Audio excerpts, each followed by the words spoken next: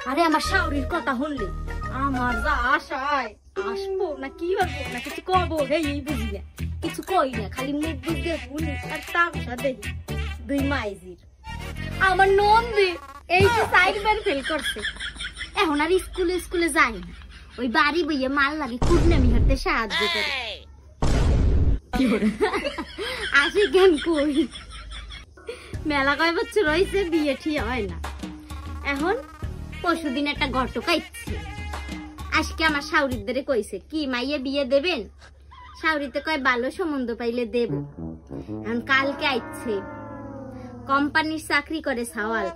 একখান সম্বন্ধ লইয়ে ঘটকে ওরে বাবা আমার শাওরি যেই হনছে সাওয়ালে কোম্পানির চাকরি করে ওই মুখ একখান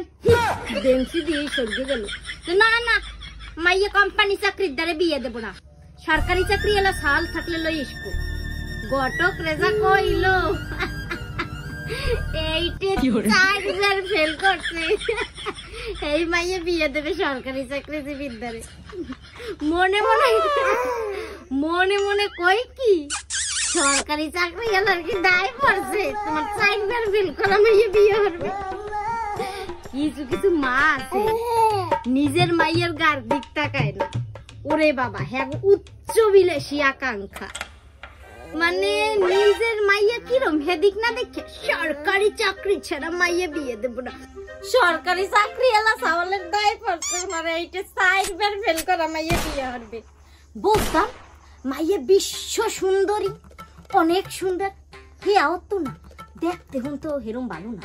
আবার সাইডবার ফেল করা মাইয়া হের আকাঙ্ক্ষা কি হের মা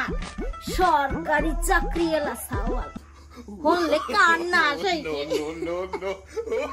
কত উচ্চ বিলাসী আকাঙ্ক্ষা আবার ভালো না তোমার মাইয়া যাবো তুমি হেরম জামাই খুঁজবা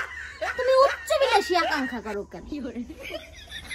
নিজের মাইয়ের গার দিকে তাকাইয়ে কথা কয় না